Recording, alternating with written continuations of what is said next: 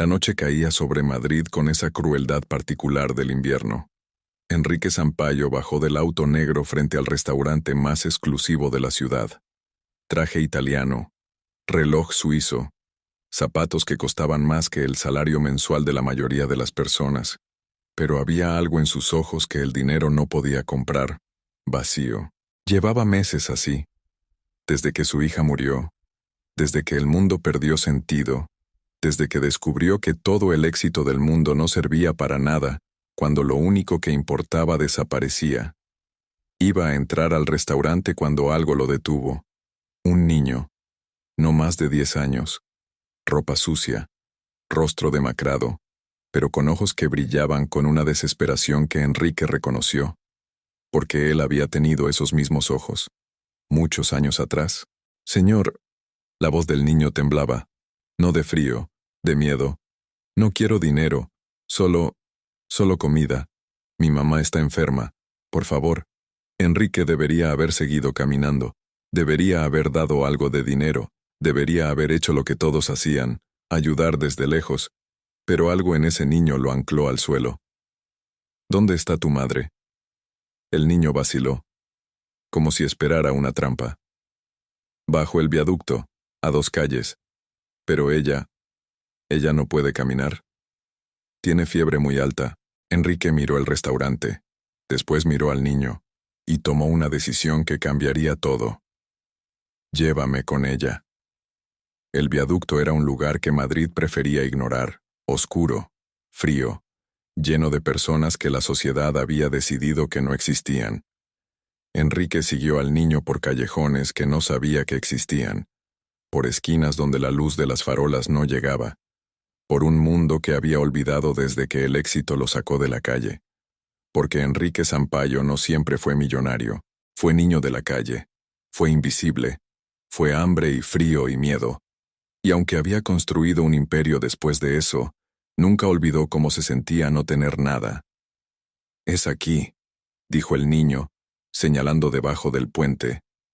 Enrique vio las cajas de cartón, las mantas sucias, y 2 figuras acurrucadas contra el concreto. Un hombre, de unos 35 años, sostenía a una mujer que temblaba incontrolablemente. «Davi». El hombre levantó la vista. Tenía lágrimas en los ojos. «¿Conseguiste algo?» «Traje ayuda», respondió el niño. Enrique se acercó, se arrodilló en el suelo sucio, y tocó la frente de la mujer. Estaba ardiendo. «Necesita un hospital. Ahora». El hombre, Jonas, negó con la cabeza. «No tenemos dinero, no tenemos documentos, nos van a echar». Enrique lo miró, y vio su propio pasado reflejado. «Yo me encargo. Vamos». La sala de urgencias del hospital privado no estaba acostumbrada a recibir personas como Marta, Jonas y Davi, pero cuando Enrique Sampaio entraba, las puertas se abrían. «Necesito que atiendan a esta mujer, inmediatamente. Yo cubro todos los gastos». Las enfermeras se movieron rápido. Marta fue llevada a una camilla. Jonas intentó seguirla, pero lo detuvieron. «Solo familia directa». «Él es su esposo», dijo Enrique, con una autoridad que no admitía discusión. «Déjenlo pasar». Jonas miró a Enrique, con gratitud, con incredulidad. «¿Por qué hace esto? No nos conoce». Enrique no respondió inmediatamente. Solo miró a Davi sentado en una silla, con ese abrigo demasiado grande que le quedaba, un abrigo que le recordaba a otro, de su hija, que ya no estaba. «Porque alguien me ayudó una vez», dijo finalmente, cuando nadie más lo hizo. Mientras esperaban, Davi se acercó a Enrique. «Señor, ¿usted fue rico siempre?» Enrique sonrió con tristeza. «No. Hubo un tiempo en que fui como tú, viviendo en la calle, sin nada». Davi lo miró con ojos grandes. «¿Y cómo salió?» «Alguien me vio.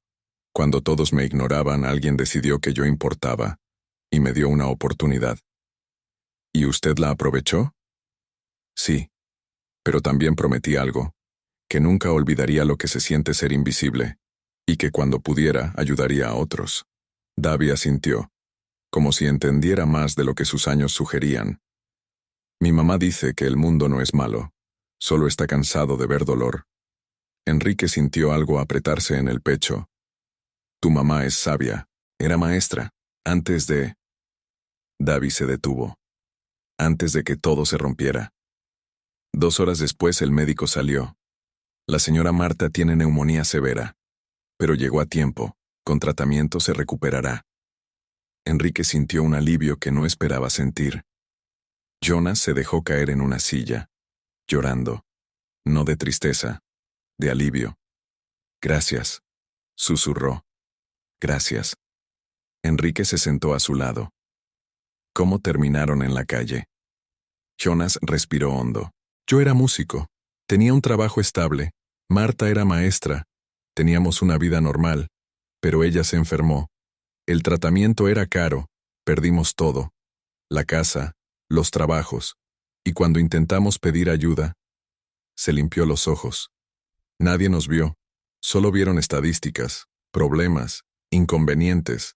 Enrique conocía esa historia, porque era la misma que vivió 1000 veces en la calle. ¿Y Davi? Jonas miró a su hijo, con un amor que trascendía las circunstancias. Davi es nuestra razón para seguir. Cuando queríamos rendirnos, él nos recordaba que todavía teníamos algo por qué luchar.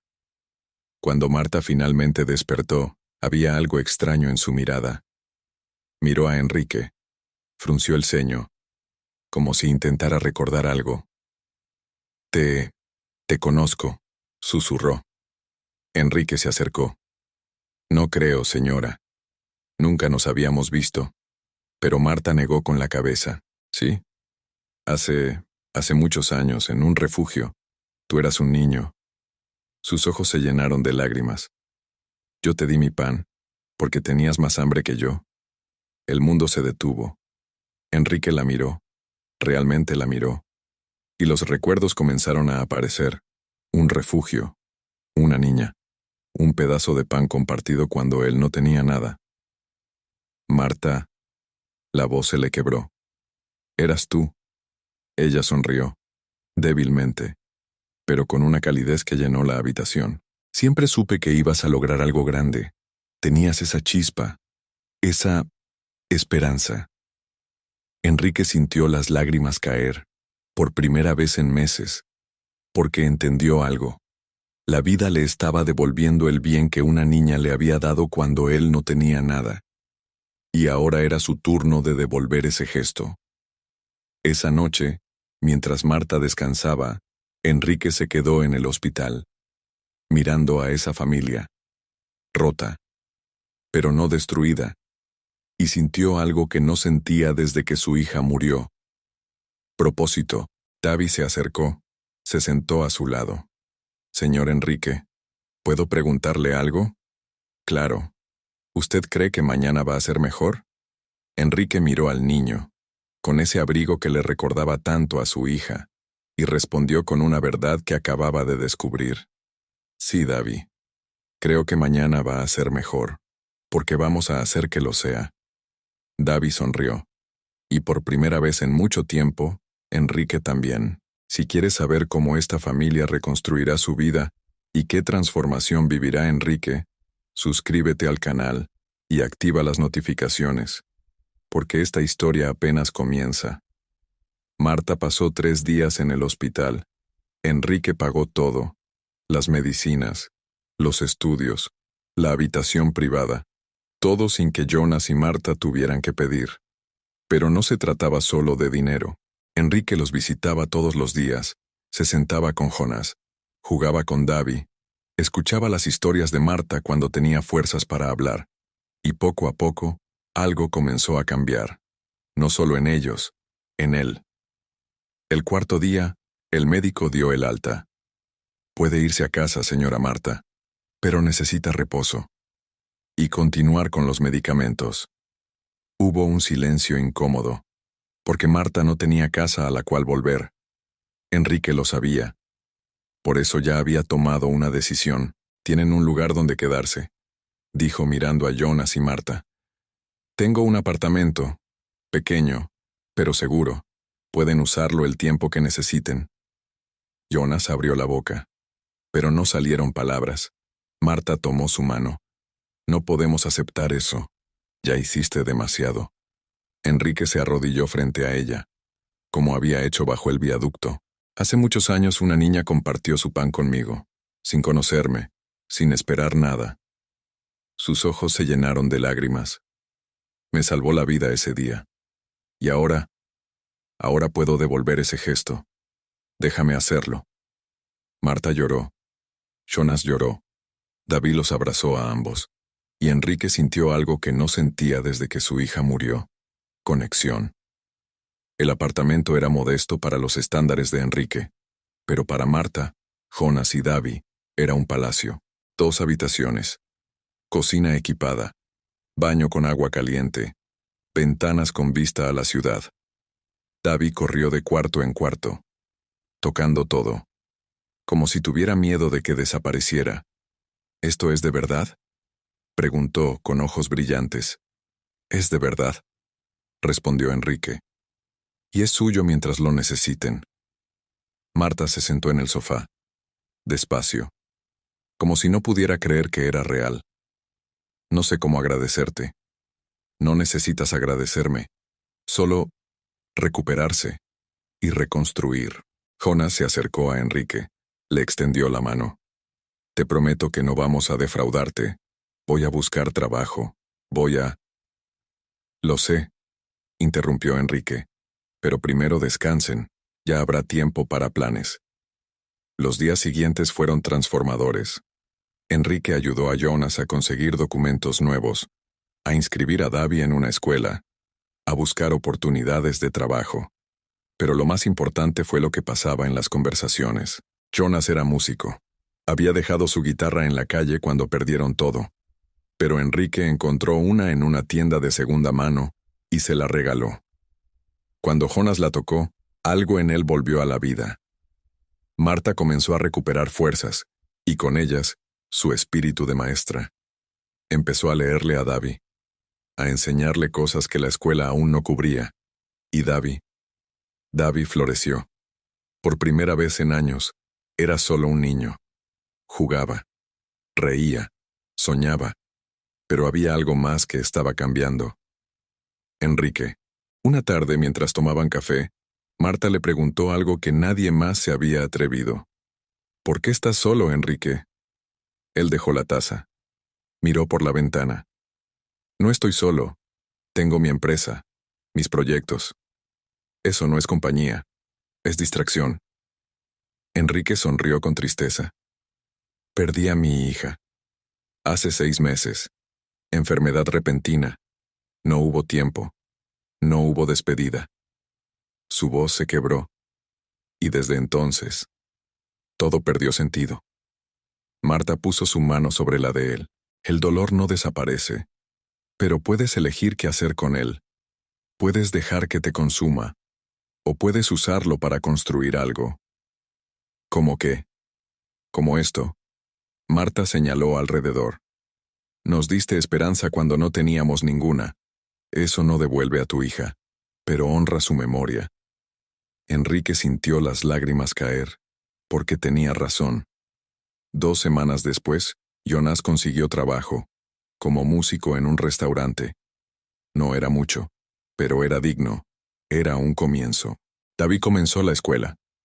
Y aunque al principio fue difícil adaptarse, encontró amigos, encontró alegría. Y Marta comenzó a dar clases particulares a niños del barrio, sin cobrar, solo porque amaba enseñar.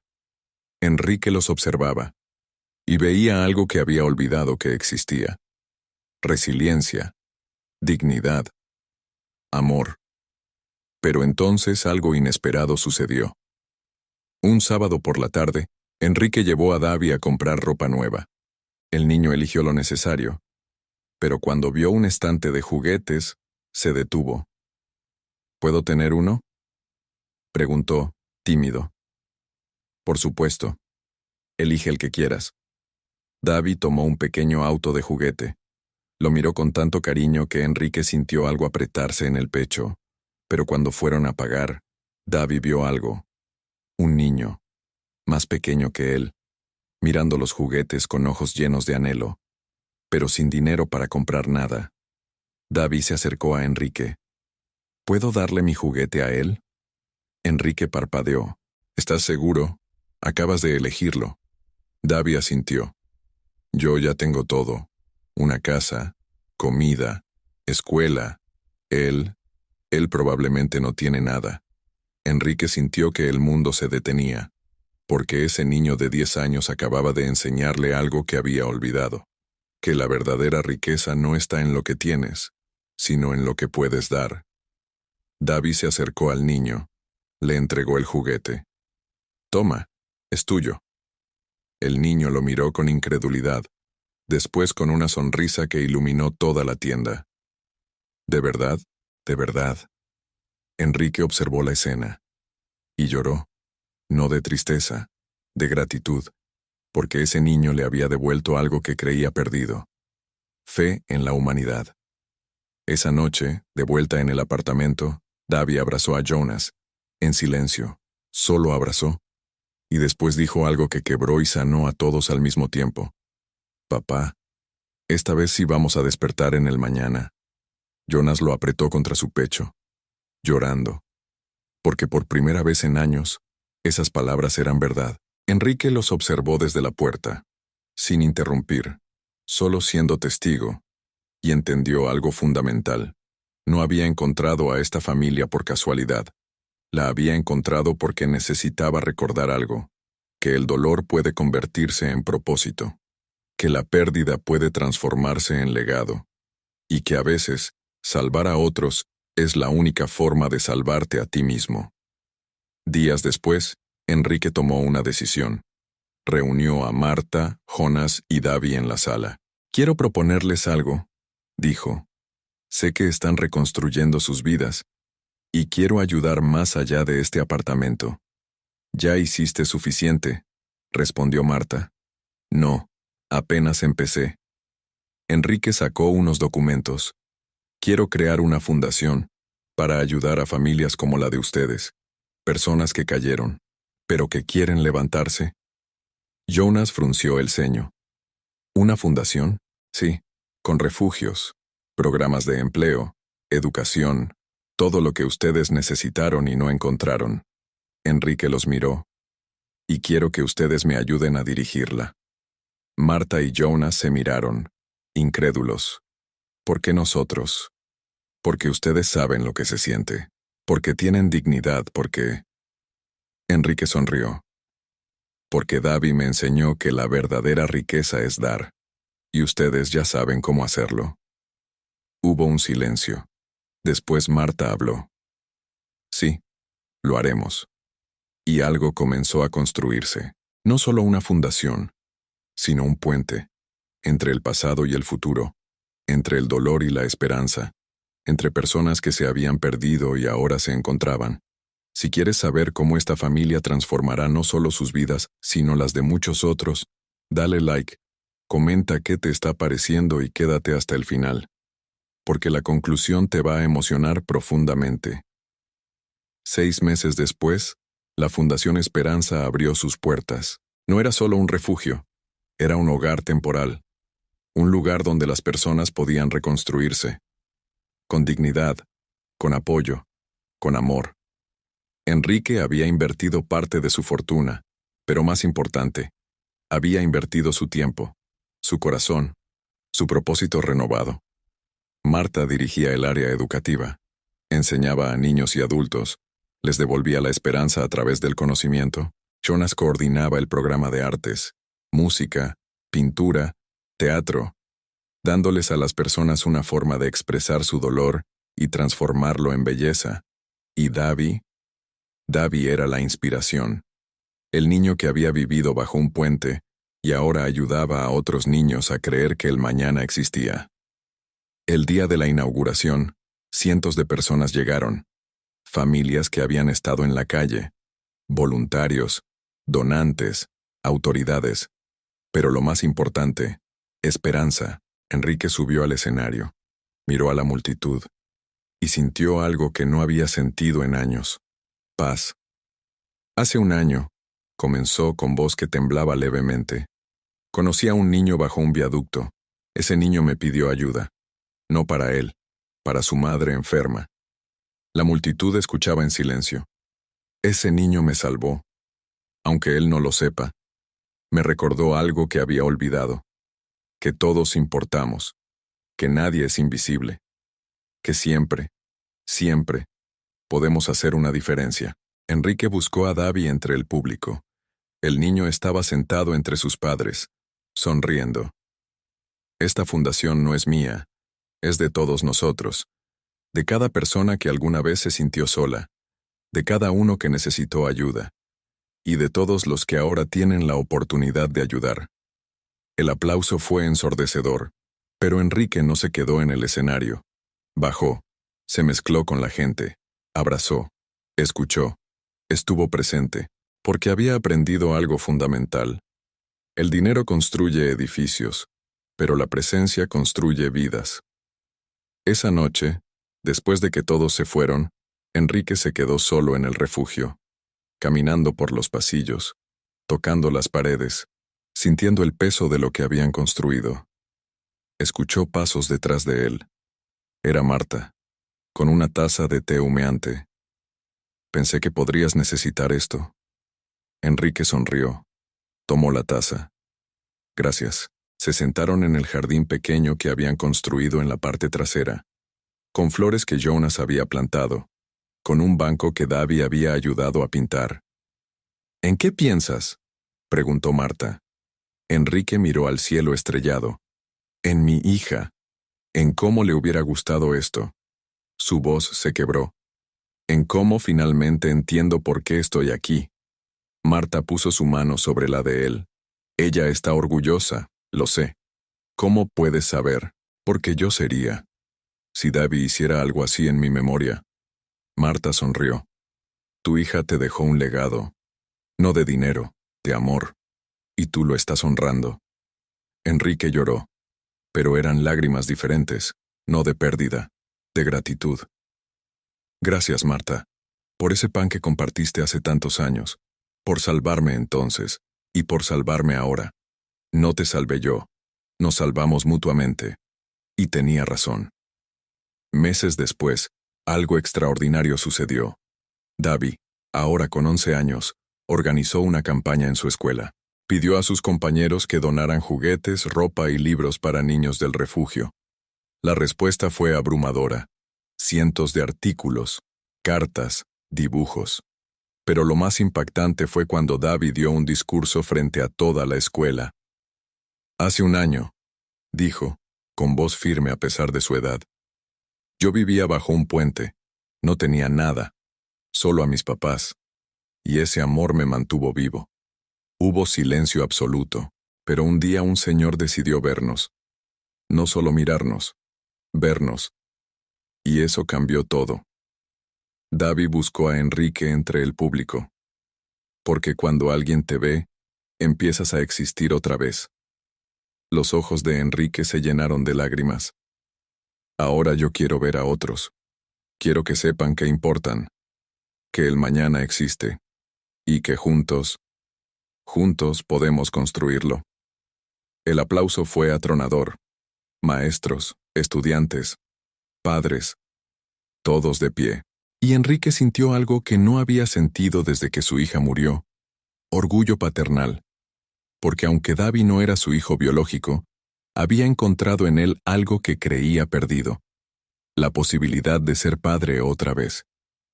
Esa noche, Enrique, Marta, Jonas y Davi cenaron juntos en el apartamento que ahora llamaban hogar. Era simple. Pasta, ensalada, pan, pero era perfecto, porque no se trataba de la comida, se trataba de estar juntos. Enrique, dijo Jonas con voz seria, queremos preguntarte algo. Enrique dejó el tenedor. ¿Qué? Jonas y Marta se miraron. Después Marta habló. Queremos que seas el padrino de Davi, oficialmente. Enrique sintió que el mundo se detenía. ¿Qué?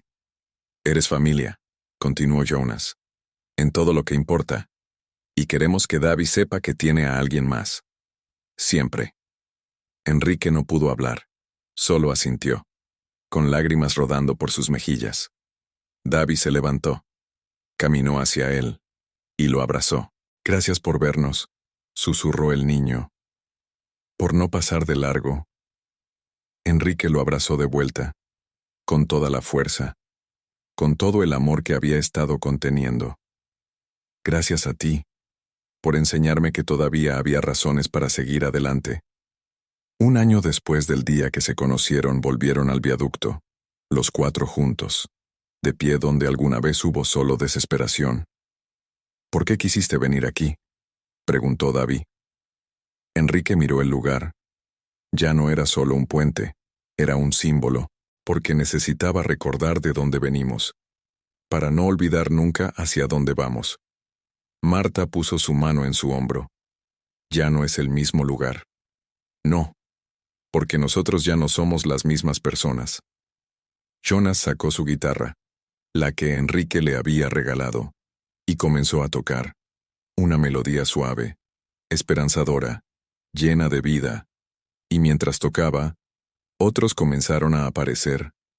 Personas que aún vivían bajo el puente, personas que la sociedad había olvidado. Enrique los vio, y supo lo que tenía que hacer. Se acercó, habló con ellos, escuchó sus historias, ofreció ayuda, y uno por uno, les dio lo que alguien le había dado a él: esperanza. Años después, la Fundación Esperanza había ayudado a más de 1000 familias. Había abierto 3 refugios más, programas de empleo, escuelas, clínicas. Marta había vuelto a ser maestra a tiempo completo, pero ahora para niños que la sociedad había abandonado. Jonas daba conciertos para recaudar fondos. Su música ahora sanaba a otros como lo había sanado a él. Davi, ya adolescente, estudiaba para ser trabajador social. Quería dedicar su vida a ayudar a otros como él. Y Enrique había encontrado lo que todo el dinero del mundo no podía comprar: propósito, familia y paz. En la última escena, Enrique estaba en su oficina, mirando una fotografía enmarcada. Era de aquella primera noche, bajo el viaducto, cuando conoció a Davi. Alguien había tomado esa foto sin que él lo supiera, capturando el momento en que se arrodilló junto a Marta. Al lado de esa foto, otra, de los 4 juntos, sonriendo, en la inauguración de la fundación. Y finalmente, una tercera, el abrigo de su hija, enmarcado, con una placa que decía: Davi entró a la oficina, ya de 17 años. Alto, seguro, pero con los mismos ojos llenos de bondad. ¿Listo para la reunión? Enrique sonrió. Sí, pero antes, quiero decirte algo. ¿Qué? Enrique se levantó. Puso sus manos en los hombros de Davi.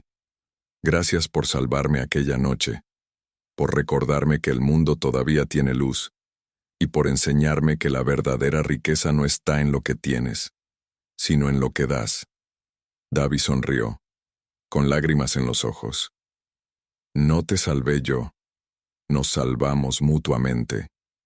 Enrique lo abrazó, y entendió algo que llevaría consigo el resto de su vida: que aquella noche, bajo un puente olvidado, no solo había encontrado a una familia, había encontrado la verdadera riqueza de dar, recordar y reparar. Y esa riqueza, esa no la podía comprar todo el dinero del mundo. Esta historia nos recuerda que a veces, los momentos que cambian nuestras vidas no son los planeados, son los que suceden cuando decidimos detenernos, cuando decidimos ver, cuando decidimos que alguien importa. Si esta narrativa te tocó el corazón, compártela, porque hay muchas personas bajo sus propios puentes, esperando que alguien las vea, y todas merecen esa oportunidad. Suscríbete al canal, activa las notificaciones y cuéntanos en los comentarios: ¿qué acto de bondad cambió tu vida? Nos vemos en la próxima historia.